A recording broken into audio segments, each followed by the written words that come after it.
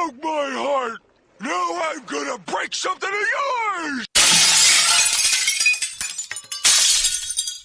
This guy's gonna make me laugh on my intro, but it's okay. Yo, I'm not even doing anything. it's a tagline. Jimmy Fallon one day is gonna be like, "Welcome, welcome, welcome." I'm like, bro, you know what I mean? Yeah.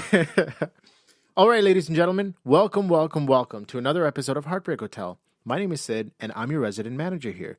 If you haven't tuned in yet, Heartbreak Hotel is a place where guests come to stay in order to discuss their profound secrets, things that might be bothering them for some time, or if they simply need to talk about anything that will help them make their minds lighter. Today, I got another guest in the building that is awesome enough to come and share their story, and they brought along some insightful life lessons to be learned with them. By the way, before we begin, Heartbreak Hotel is moving a little different now, so you can find us on Apple Podcasts and Google Play Podcasts as well. Follow us on Instagram or Twitter at Speech Therapy PC, or better yet, show up on the website, speechtherapypc.com. Everything you need to know is on there, along with some other goodies. Okay, so back to our guest of the hour today. How's it going, man? How's everything today? What brings you into the Heartbreak Hotel? Oh, man. It seems like a juxtaposition with the sweet weather we have outside, but we're talking about heartbreaks. But yeah, that's what I'm here to talk about is just... The word of the day is already juxtaposition. Well, I had to throw that out there. So let people know that, you got a PhD or something? Yeah, exactly. You got to fake it till you make it, right? Sounds great, man. Yeah, so yeah, just here to talk about, my previous relationships and what I've learned from them and, and where I am in my life right now, and life's good. Life's great right now. That's a great attitude to have because, everybody has their ups and downs. Everybody has their obstacles and their mountains to climb. But if we can see these three things through in a positive light, it can bring about the happiness we need in our life. That's all I'm saying. I don't want to sound too preachy, but so where do you want to begin? What is the prominent obstacle or heartbreak that kind of shaped you as a person? Well, yeah, I think it was definitely something that happened in university around second, third year when I was going out with this girl, and then initially, everything was going great, as it usually does with any relationship, honeymoon period. Dude, the honeymoon phase is the best thing ever. I'll get back to you on that. I'll get back to you on that because I think there's something in a relationship you learn to cherish something more after the honeymoon period if it's going well. Right, because you've matured, right? Of course, yeah. You learn to value things differently. Sweet, but yeah, like you said, honeymoon period, no complaints. Everything's going well. Then we take a bit of a break because we're moving to different cities for co-op, and but we kept in touch, see what's going on. And then when we came back to university, it hit a rocky patch. We were on and off. We didn't know what we wanted in a relationship, and then after a few months of that, we just decided that let's just end it and just cut out of it because it just wasn't going anywhere. So you're saying this happened over the summer, right? This happened over the summer, and then everything was great because, of course, you don't have school to worry about at that time. Yeah. But when you got back, what changed? What was the I think did you just grow apart as people? I think it was the reality of this is going to turn to something serious and dealing with that at that age. So why are people so fearful of that? That I couldn't answer that. I don't know. For me, whenever I've been in a relationship, I tend to look at the longer term picture, as I'm there. But not everybody's wired like that, and I'm totally totally respectful and understanding of that. That's 100% fine. But because we're on this topic in the sense that people being fearful, right? Yeah. Fearful of what? Don't you? Well, I think it's the commitment, and then when you ask them where do you see yourself in 5 years, that's a very number common, one interview question. So, and then when they ask themselves that question, they see, am I going to be this one person, or I think that I'm going to be this one person for the next 5 years? I might as well end it now, so I can do what I want to do, and have no restrictions. So what would you chalk that feeling up to be in the sense that I think would you call it immaturity? I would call it. What would you call it? I think it's kind of like FOMO. Is that fear of missing out? Yeah, exactly. I literally learned what that meant 2 weeks ago. What? I had because nobody nobody uses it in a sentence. Oh no, that's the acronym of our generation, man. Seriously? Yeah. Nobody's forget ever... YOLO. It's FOMO. Oh my god! Wow. Yeah. Yeah, I had to look it up. Yeah, so I think that definitely plays a big role in it because when you're not bounded by someone, even though it's not obviously if you're in a relationship, if you're in a healthy relationship, you don't feel bounded. But if that's how you feel, and you see that, oh, like if I just break up and then we get, have all these possibilities, do whatever I want. But these people will eventually come around to wanting to settle down. Of course, and right? that's where like the maturity or learning about themselves comes up. Like they want to discover themselves. They want to know what they like or what they don't like. That's what I've always said. If your life experiences don't get you, your age will. Right. You will turn 31 or 41 one day and be like, maybe I can't do this anymore. Yeah. Maybe I got to switch it up. You know what I mean? And the fear of missing out is great. Like, we're all young. Yeah. We're all young and we're all passionate about and whatever we're talking we want. about when we were like 19, 20, right? Like, we're like... Oh, of course. Yeah. So having fun and doing different things, exactly. you should. You should experience life at its fullest. Of course. As you're entitled to do so. Yeah. Right? But that being said, if you have something good in your hand, why would you want to give that away? Why would you want to say, okay, I know this is great. I know this relationship is great, but is there something greater out there for me? So we're giving into our human desire of always wanting That's where the more. experiences come in, right? That's where the life experience comes in, because you can say that looking back at a relationship or looking back at your previous life experiences. Hindsight's 20/20. Yeah, exactly. But I mean, in the moment, it's hard to do. It's right there. So you said both. So you're saying both parties were afraid of committing? Yeah, at that point, because for me, it was more like, okay, well, this is not very stable. I'm not sure if this can get stable. Because why was that? Let's get into it. Like, what was your fear at that time? What was she not giving you that caused you to be unstable with your thoughts? Well, and she just didn't know what she wanted. Unstable, because I clearly don't know English. Yes. So yeah, but I think she just wanted because she didn't know what she wanted in her life, so she didn't want to be in which a is relationship. fine. Which is that's totally fine. Like, I'm not gonna be like, oh no, you have to be right. Yeah. So and then I was like, well, if that's the case, and until you figure yourself out, I don't want to spend my time being with you when you're trying to figure yourself out, because I don't know because I don't want to be there as a crutch for you. Like, oh yeah, whenever you need me, I'll be there. But if you're not, then see ya. But in a relationship, shouldn't both parties work to be the best versions of not just themselves, but bring out the best in the other person as well? Right. So if your significant other at that time was facing that, I don't know what I'm doing in my life, I want to figure it out. Yeah, it's not like, no. That? So let me rephrase this. It's not like I was like, oh, you're trying to figure yourself out. All right, see ya. I'm gonna see you on the other side. I hope not, but yeah. No, I didn't say that, but we talked about it. But then it just felt like I was not part of that plan, and I'm not for her exactly. And I'm not going to be like, oh no, you have to include me. Like, no. There we go. So now we're getting into it, right? Yeah. So when she was having this confusion, and of course, please correct me if I'm wrong.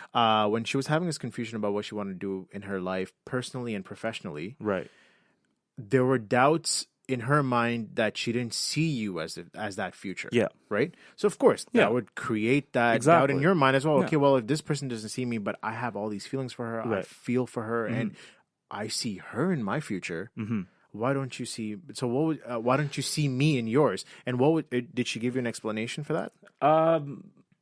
Not really. It was kind of an abrupt... It was an abrupt breakup, which, I mean, in retrospect, like, it's been like 5 years. I don't like it's. No, I get it. Yeah. I've moved past it, which we'll talk about. But I guess, at that point, I just didn't get a lot of answers, which was frustrating. But like, I wasn't gonna hound a person to give me answers. Totally understand it's her, like, she's within her rights to give me answers or not give me answers, and and I have to respect that. And she has to respect what I'm like, if I am talking to her or not. So she can't control how you react. Exactly. And so I just tried to, I tried to play it real cool. Like, initially, I was just like, all right, yeah, we broke up. All right, cool. We're just gonna not talk, not do anything. But obviously, behind the scenes, I was processing it, and it was a rough time processing, because I didn't know how to process anything of that nature. But at that time, because I was like 20, 21, or maybe 19, 20, something like that. Right.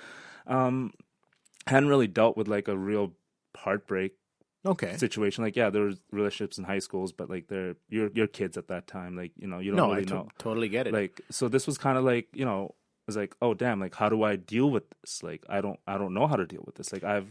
Sorry, go ahead. So before we get into that solution, you mentioned that so she was using you as a crutch, or she wasn't using it to figure her life out. I felt You said that in a way like you had a problem with it. right. So What's the problem there? so I Shouldn't think- significant others, use each other as crutch? Like, times get rough. yeah, I mean, the number one key in my opinion, for a relationship is independence from each other as well, not just the codependence. 100%. Because I think when there's too much codependence, then that's where a relationship can turn very toxic, because one person becomes more dependent on the other, and then they can turn sideways or whatever. Right. But so for me, the independence in a relationship is very important, and I was starting to feel that the independence of myself was being taken away slightly as well. Jeopardize why?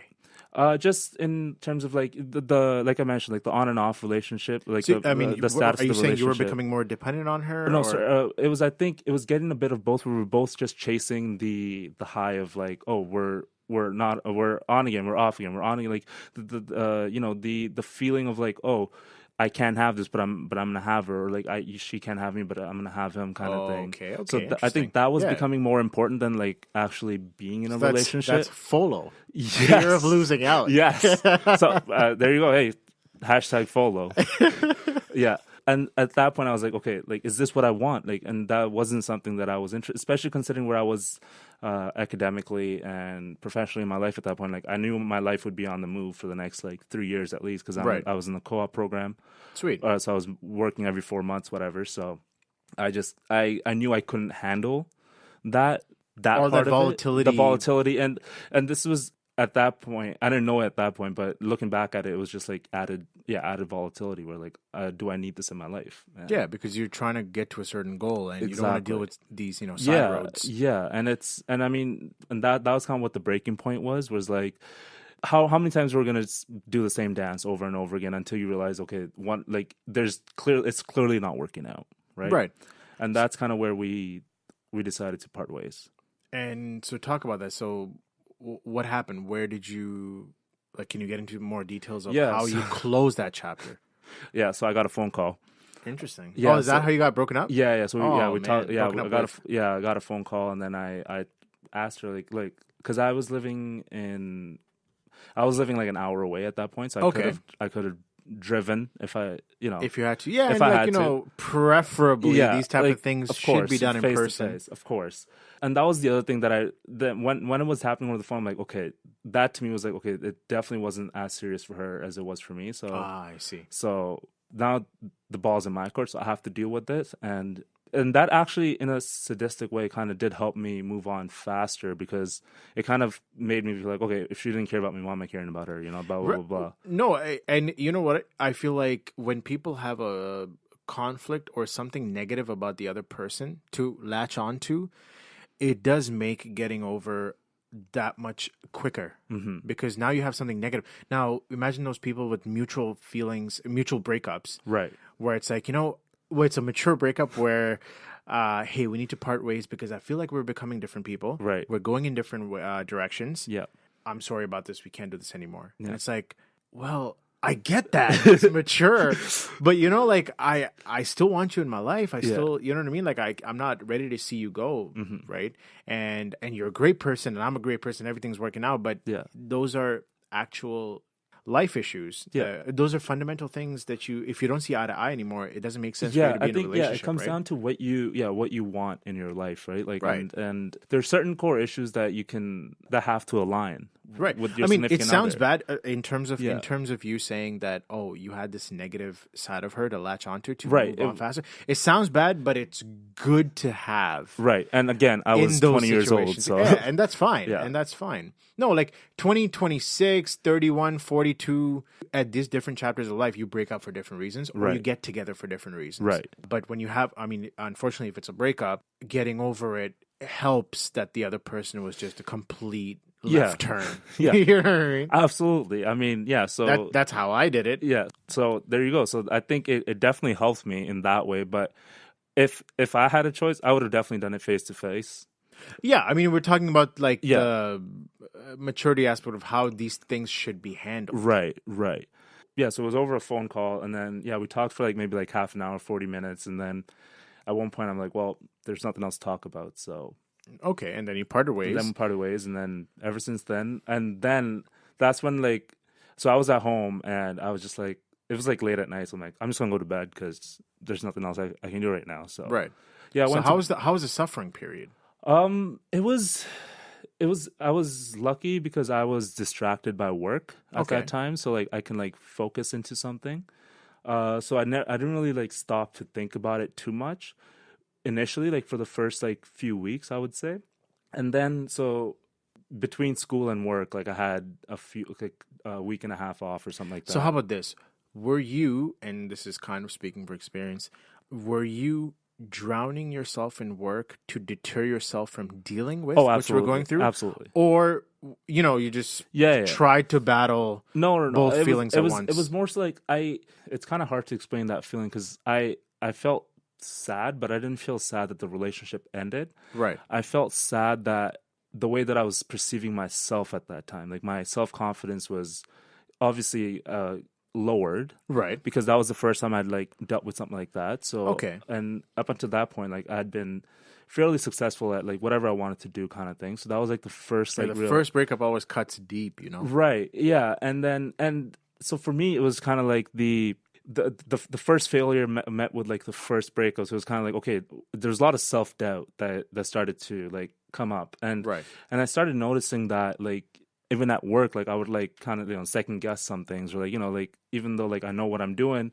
I would try to like, if someone questioned it, I would give in a little bit easier than I did initially. So that type of stuff. So that kind of, and that's when I started noticing like, okay, this is not normal. That's not me. Right. So, but at that point, I just, I was just like, woe is me, blah, blah, blah. Listen to like all the like, Heartbreak songs, yeah, all that yeah, stuff. yeah, Justin Timberlake, all that. Yeah, What goes around comes around. yeah. Cry Me a River. Cry Me a River. Oh, yeah. man. Yeah, shout out Justin Timberlake. But like all that stuff. And the funny thing is, so I had the week and a half before school starts to kind of like pack and think about it. And that would have been the best time to kind of talk to someone about it too, because that's something that I still don't do very well, is like, talk to someone about my problems. You internalize everything. Exactly. So that was the thing. And that's, at that point, I remember like I told my mom that, I'd broken up, like we'd broken up. And then she was like, you want to talk about it? I was like, not really. She was like, well, I think these things happen. Like, if you need to talk about it, like. See, it's good to know that you have that open communication with your parents even, right? Oh, yeah, no, for sure. Wow. Yeah. Yeah. So they're like, they've been like truly a blessing, obviously. But I don't know where this comes from. And I can't like, I don't know if there's like something I saw when I was a kid or like what happened. Like, whenever it comes to myself, I just don't like getting help. I like to figure it out on my own, internalize and like fix the problem and come up with a solution. Okay. Which works for a lot of engineering problems, because that's how like you research, you figure out the issue, you tackle it, and then you come up with a solution. Doesn't work as well with like heartbreak problems. Right, but life never comes with a manual. Exactly. Those type of things. Yeah. Right. Yeah. And I wish it did. Of course, it would be easy. Yeah. Right. But nothing ever comes easy in life. Yeah. Nothing worth achieving, at least. Yeah. But that being said, see, two things here. Remember when we talked about work? Yeah. And drowning yourself in work? Mm-hmm. The thing is, it's so temporary in the sense that you drown yourself in work, and maybe even some people actually, become successful at work or whatever, but they never deal Right. with Yeah. It's always in the hurt, back. Yeah. the heartbreak, the sadness, Mm-hmm. They never deal with that. It's all at the back. But they fail to realize that eventually it creeps up on you subconsciously, yeah. and you'll find yourself in the happiest of times now learning to deal with it. Right. Right? And it hits you like a ton of bricks, and then Yeah. you're just sitting there doing something completely different, completely irrelevant. And it's like, man, like, why do I feel so depressed right now? Right. Right? But just like when you don't sleep adequately for a long period of time, what happens, let's say over the week, what happens on the weekend? You sleep all of it. Yeah. You crash. Right? Yeah.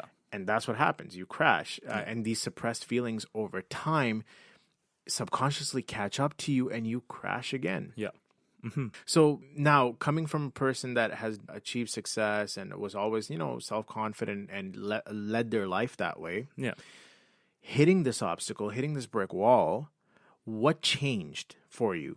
What finally kind of came through and you were able to switch gears and figure out a solution and come back to your normal way of self? Right. So going back to school, because it's kind of weird, like Because you're not talking to anybody. because I'm not talking to anybody. You're Like just trying to figure it out. So do Yeah. you, as an extremely internalizing person, yeah. when have you had those moments where like, you know what, I can't do this on my own. I need to reach out. Oh, those moments have come more often recently because Okay. I'm trying to like open myself, I guess, a little bit more. But going back to how I dealt with it initially, like a lot of like thinking about certain points in relationships. What was happening there? What was happening there? Like, could I have done something different here? Could I have done something different here? And then one day, like it was like halfway through like a fluid dynamics class or something, like something random, and like it was just in the back of my head, and then I realized like, wait a second, like why am I only looking at it from just my perspective? Like, why am I putting everything on me and what I did and what I could have done? Whereas, like, it takes two to tango. So, like, what about the whole relationship? So instead of looking at it, you're looking at a relationship from, like, your point of view. Why not look at it, like, separate yourself and look at it, like, from the bird's eye view? And that was I think that was, like, the key Turning to point? that was Yeah. the turning point. That was the key to the lock. That's when, like, I realized, okay, like, yeah, these things happen, but why they happen? It's good to learn from them. It's good to like know what the mistakes you've made or the mistakes that you tolerated. Works both ways. And then I meditated on that a bit, and that's what helped me through like getting over the initial like self-doubt portion of it. To be like, okay, you're still the same guy. Yeah, you've suffered something, but that doesn't mean that you change inherently. That's an experience that you're going to learn from, that you're going to grow from, and that's when I shifted the point of view from this being something that happened to me to something that's not going to define me, but this is something that I'll learn from and go forward with it. So it's something that's there, but it's not something that's going to be the first thing that comes to my mind when I wake up in the morning. Right, at that time. Yeah. So fast forward years, how has internalizing negatively or positively impacted your relationships? Like, how did it affect the communication with your partner? So it's not, and that just doesn't impact my relationships. Like, it also impacts like friendships, and like my relationship with my parents, my brother. So it's like whenever I'm going through something, I'll get agitated and I'll just keep it to myself and like work through it. And that's always been the case. So I'll shut myself off. Like, I wouldn't talk to people as frequently. And that's just, I don't know why that is, but that's just the way that I chose to deal with it. So I've been trying to open myself up more. So like if I'm dealing with something, I'll talk to someone about it. Like, Great. Yeah, talk to my significant other or talk to like my brother, my parents, you. So that's something. Awesome. That's something That's that what this episode is for. Yeah, that's right. Yeah, so that's something that I've been working on, but it's not a one way thing. Like, you learn something, you apply it, and it's going to be applied every time you deal with a problem, because you always you revert back to your basic package, I like to call it. Like, it's inherent for you exactly. to be the way you are. Yeah. However, when you reach a point where it's like, okay, I know I'm like this, but it's not helping me feel better. It's not helping me, do any better. Mm-hmm. So something's got to give. Something's got to change. Yeah. So now how do I come to a point where, okay, I know I'm internalizing everything, but if it doesn't make me feel better, okay, let's talk to somebody. Who do I talk to? Who's trustworthy? Exactly. You know what I mean? Yeah, and that's the starting point. Was like, and the important thing is at least you're taking steps to not only recognize if there's something wrong, you're taking steps to change it, to find a solution. Because a lot of people just get to the point where they'll get to that point, okay, I know something needs to change, but I am who I am, and whoever is coming in my life has to deal with it. And that I have a big problem with that. But talk about that. Do you know, like, has that happened to you? Me, yeah. Well, like, I just in general, I think for me, it's that when you use something as a crutch. Let's talk about that. Like, back to the crutches. Yes. Okay. Let's talk about that for a bit. Because why do you use a crutch? You use a crutch when you can't deal with the pain. Okay. Right? Like I like that. In the physical sense, right? So, but at some point you go through rehab, you go through physical therapy to, make yourself better so you don't have to rely on that crutch for the rest of your life. I'm with you. And now if you're using your personality as a crutch or something that happened to you in the past as a crutch, and you don't go to the rehab or you don't, work on it, you don't, learn from it, then it's a choice. It's not something that you can't control. That's something you're choosing to ignore. choosing to ignore and choosing to keep letting Yes, it, and if you know if that's the common thread in all your problems that you have, whether that's professional or personal, then the onus is on you to seek help or get better at dealing with your fears. 100%. So that's what I have the problem with. It's like, I understand everybody goes through difficult situations in their lives, and I can't compare what you've gone through or someone else has gone through. Yeah. But what I can compare is the effort you put in to overcome those obstacles. Exactly. Change internally, change for the better. Yes. Live a better life. Yeah. Like, what are you doing about that, right? Because I mean, time and time again, I'm sure we've encountered those people that sit there and complain about things that need to change in their life. Mm-hmm. But when we ask them, okay, well, what do you want to do about this? Yeah. They'll be like, man, like I can't really do much. Yeah. And that to me is like, okay, if you can't do much, why am I here? Yeah. Why am I talking to you? Why are we having this conversation? Like, I understand that sometimes you're going through so much that you can't deal with it by yourself. And that's a breaking point for me as well. Like, sometimes you get to a point where you're like, okay, I can't deal with this by myself. And it's okay to ask for help. Exactly. You cannot treat it. Yeah. You can't treat it as a sign of weakness. Yeah. That, oh my God, I can't go to somebody else because now they're gonna perceive me as weak. And you being a guy, guys have it a lot, right? Yeah. Like, as a man, I need to be able to deal with this. Oh yeah. It's right? Anything that happens is a shot at my manhood. Everything that happens. But it shouldn't be that way. Obviously. Right? Obviously. It should be like, you're a human being, man or woman, that just needs some help when you're down. Yeah. So and that for me was like, that was the second turning point in terms of like, opening up and talking to people. Going forward. How's that helped you so far, by the way? Oh, I mean, it's definitely helped with my relationship. Like, I'm way more open, I think, I would hope, in my current relationship. Like, even like from the beginning of the relationship to now, like I can see that the initial hesitation that I had in like bringing something up that was bothering me, so what would you hide it before? Okay, I guess things that are bothering you. Yeah, stuff like that. Not basic communication stuff. No, right? No. Okay, that's good. Yeah, she's like, something that. What are some of your fears that you have at this point, or something like that? Like something that you're dealing with by yourself, or like the one good example would be like when I was choosing to quit my last job. Right. And I thought about it a lot before even like bringing it up with my family or my significant This was other. just you dealing with it first. Yeah, this was just me dealing with myself. And myself that's fine. First. Yeah. And then I realized, like, once I talked it over with them, that the decision became so much easier because they were fully supportive of it, obviously. But because that was the thing with quitting the job was like, okay, how am I gonna survive? Like, what's the next thing? Like, but having the reassurance of like my family and my girlfriend being like, oh, it's okay. Like, you'll find a way. Like, have them showing the confidence in me definitely boosted my confidence in myself. They care about your happiness. Yeah, they care about exactly. what's going to make you happy, right? Mm-hmm. So wouldn't they want to support something that doesn't make you miserable anymore? Yeah. Right? And I'm sure you came to them with a plan. And another thing about talking to people is learning another perspective. Yes. Which is very important because different perspectives lead to different outcomes or solutions. Mm-hmm. That you may have not known before, that you just deal with yourself and you figure something out by yourself, when they could have been a better route, a better solution that can only come about with you talking to them. Right. Yeah. I mean, it's still difficult for me to talk about that, but it's funny. I feel like I've become, because I always used to be external, and I always used to be like, talk to people, this, that. Here's how my day's going. Yeah. Here's this. But I've become the opposite.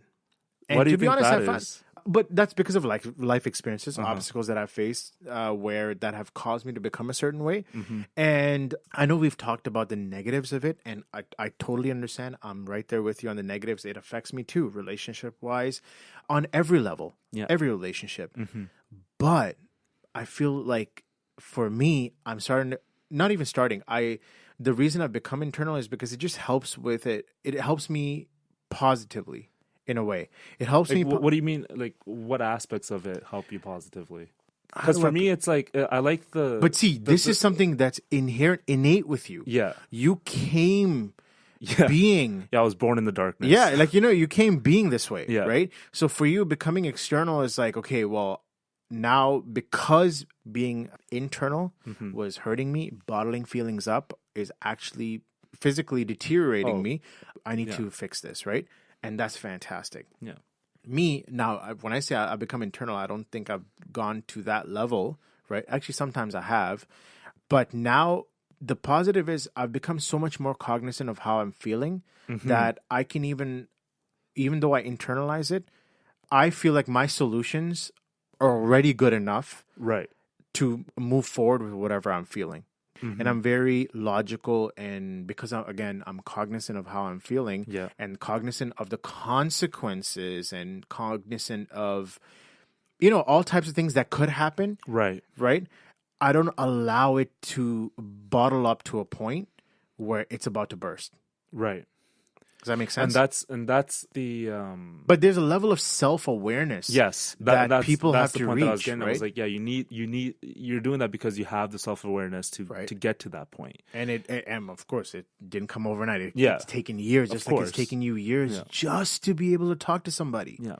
And it's tough. Don't get me wrong. It's tough for anybody it's to. the toughest thing that I do, but I think the benefits of it are so like it outweigh the way you feel, man. And it's kind of like being at the gym when you got to push the heavy weights to get to make any progress. And that's kind of what it is. And if that's your biggest concern with myself, well, I'm not opening up. And that the other reason I started to open up a bit more was that I was seeing how that was impacting the people around me, because they were worried about me, and they were thinking, why is he not talking to me? Is something wrong with them? But which is obviously not the case. Because they feel inadequate. Exactly. Like, I want to help this dude out, but he's not talking to me. That means he's not talking to me because I may have done something wrong. I get it. I totally get it. Yeah. So that was like a page turner for me. I was like, okay, no, this is not acceptable. I can't make someone else feel that way just because I am the way you feel. Exactly, which has nothing to do with you're dealing with exactly. It, right? Yeah. So, and that's where, and like, again, it's always a work in progress, but that's where I am right now, is where like, okay, I've identified it. This is what the issue was, and I'm working on it. It's not easy, but it's worthwhile. The satisfaction that I get from sharing something and how it makes the other person feel, unbelievable. Incredible. Yeah. And that's the thing. How are you using what you've learned in the past in your current relationship? Like, what's going right there? Oh, so like, I talk a lot more. Like, even if it's like something, something very, very little that's bothering me or something, I'll give you a quick story. So before moving in, I was talking to my girlfriend about like. Oh man, rewind, because this is a big thing here. You gotta talk. If you want to, of course. Talk about why this is such a big thing and how long this has been in the making, or like can you talk about a little bit of what's going on here? So in my current relationship, which we've been going on for like 3 years, almost 3 years now. Sweet. And we're at a pretty big step at this point. We're about to move in together, which is bam. That's massive, man. Yeah. So before moving in, you always have the talks or whatever. So story time. So we're like casually, speaking about getting a dog or whatever, and I don't think she lives in the same vicinity as you. No, she's coming from somewhere else. Isn't she? She's coming from Quebec City. So that's huge. So this will be the first time we're living like in the same city, basically. So and for those who don't know, like you're moving to Toronto, right? I'm moving to Toronto. So you're moving to Toronto. Just type into Google Maps where Quebec City is and how far this. Let's just say whenever I visit her, it's by plane. Yeah, man, you must be so happy. That's amazing. Man, I am the happiest man in the world right now. So I felt that way, ever since we finalized that we're moving. So we were out getting dinner at some point, and then I brought up because we're both dog peoples. We love dogs, and we're looking at apartments, and some apartments are pet friendly, some are not, obviously. And we're like, well, then I was like, what if we hold on getting a dog? And she was like, why is that? And I didn't say it as eloquently as I'm saying it right now, but what I said was that what I wanted to say was that I don't want. I just want it to be us living first, like to see how we live together. Like because that's great. Because if you have a dog or someone like another responsibility, then your attention is kind of diverted to that. Which, I mean, don't get me wrong, having a dog is fantastic, but this is a big step, and I want to completely be absorbed in it. Like I want to completely experience it with the person that I love. Right. So, and that's how I wanted to say. I didn't say it that way. I said it horribly. What would you say? It's, You gotta let him know, man. It's so cringeworthy. I don't even remember. I blocked it out of my memory because I was like, Come on, man. Hey, let's just I'll say let it shit. out. What'd you say?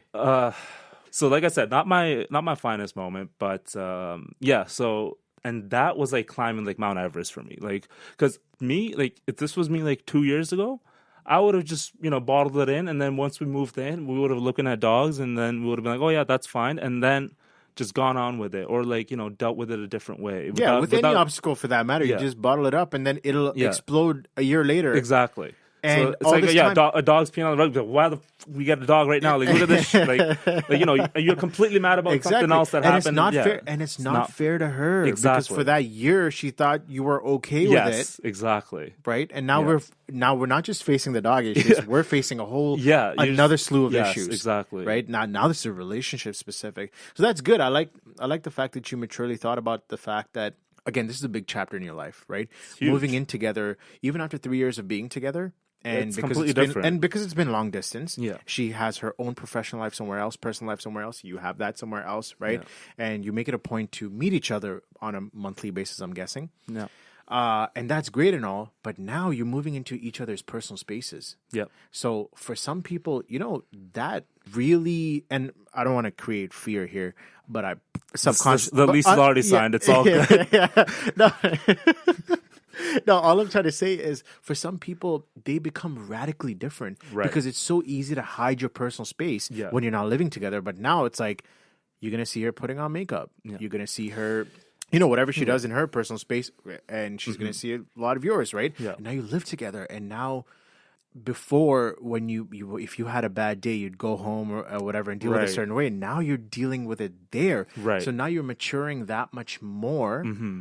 What I'm trying to say is now you have the pressure to be that much more mature and deal with things more calmly or more, you know what I mean? Yeah. Things you may have not done before. And it's going to be, and there's going to be changes. And that's for her. For both of us. And having a change is not a bad thing. Not a bad thing at all. It's something that like if it happens, like you have to learn how to deal with it.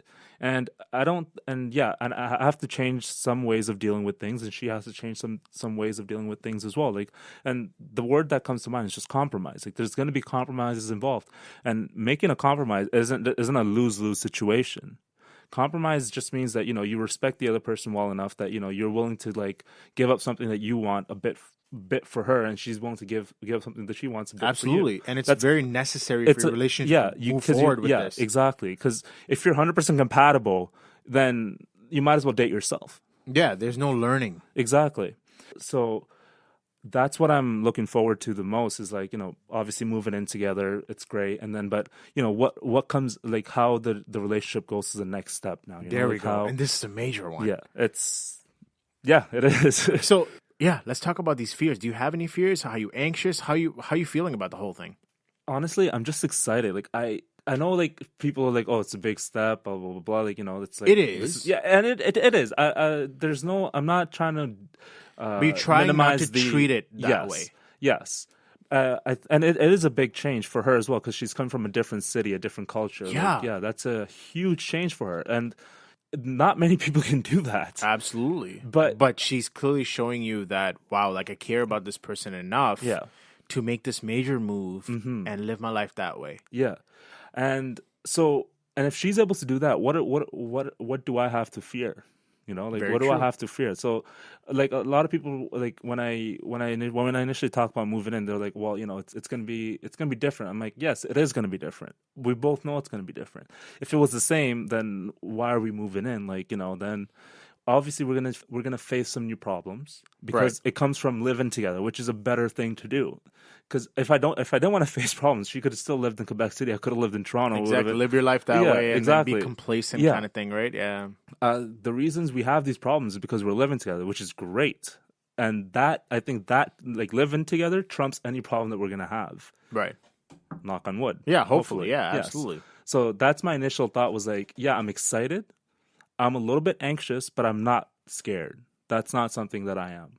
Because yeah, we've like known each other for like more than 3 years. Like we've we've shared like our deepest fears and deepest loves and like deepest like feelings with each other. Like I know this person inside and out. So nothing that happens like with the move is gonna change her from her core. That's not something that's like that will I'm anticipating happening, and I don't think she thinks that's gonna happen to me.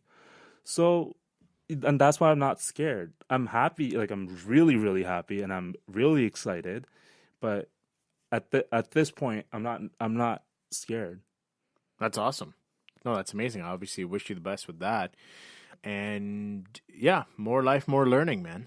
You know? That's yeah. I mean, it's. I was reading this book, which is like the subtle art of not giving a great book. It's a super quick read, and like there's a theme in the book which is about creating new problems. Like you should always be creating new problems because new problems means that you're doing something better, you're doing something new, which is you're growing. So just the problem that I have right now, I would kill for that problem like 5 years ago. The other problem is like, oh, I'm moving in with my girlfriend. There's like a bunch of these like things I have to figure out. That's a great problem to have because the opportunity that comes with it. No, that's important that you said that because I live my life knowing those things as well. Because the things that I have today, I would have killed for 5 years ago. Yeah. You know so I mean? think it's so, and that's like the last. That's why lesson. I don't complain too much these days. Yes, and that's the last lesson that I kind of learned was like, you have to look at everything in perspective, and things that you have or you don't have, it's for a reason. And the problems that you have right now are because you're fortunate enough to have these problems. Like there's people way worse that have like way worse problems that we're having right now. That would but kill for our suffering is problems. relative, man. Of course it and is. I get exactly what you're saying. And when you use that argument of like, there's people out there that are doing a lot worse, right? It helps with the gratitude aspect. No, well, yes. But what I mean from that is that they're dealing with their own problems because they're in a certain situation. Yeah, whereas their playing cards in life are different. Yeah, exactly. Right? And you're in a certain situation because of the cards that you've played or like the things that you've done. So just because you have problems, that doesn't mean that it's like having problems is a bad thing. What I'm saying is like having problems is almost a sign of like opportunity that you've been given. And, absolutely.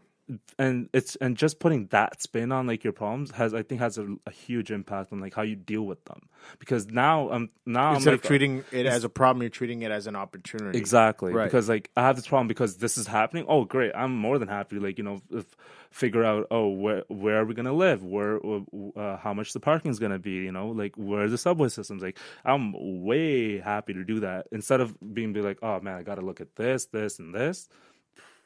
So no, that's I totally get it.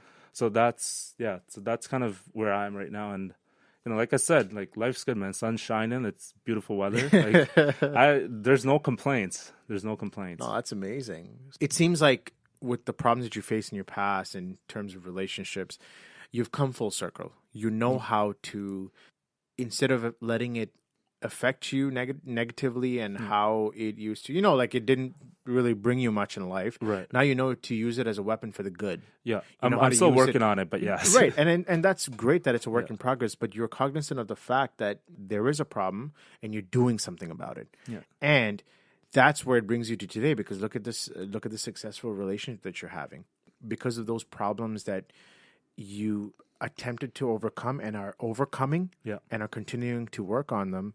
You're doing a great job with being the person you want to be, that your significant other is proud of. Yeah. Right. And vice versa. I hope so. Yeah, absolutely. Right. But no, that's amazing. And that's one thing that any episode in Heartbreak Hotel, I try to find that. I try to find the good in the break part of the heart. Haha. No, not funny at all. In the good part in the heartbreak that you've gone through. Right. And that's amazing that you've come full circle on this and brought it to this point. That being said, do you have any parting gifts? Just, be grateful. Try to look at it from other people's point of view, because I think that's needed. That's where empathy is born, man. Yeah. Be grateful, be empathetic. Enjoy what's out there. It's summer. You got to go out and, take full advantage. So. Just because it's summer. Don't do it in the winter. Don't do it in winter. fall. Winter, this is what you do in the winter. Stay inside and just wait for the summer. No, I'm kidding. Do it all year, 365 days, But that's amazing, dude. Yeah. And again, thank you so much for pleasure, coming through and giving us your insight on these life lessons, which is so important to know for anybody's listening, for anybody that is going through this. right? It's important to know that there's always light at the end of the tunnel, Oh, absolutely. right? And again, thank you.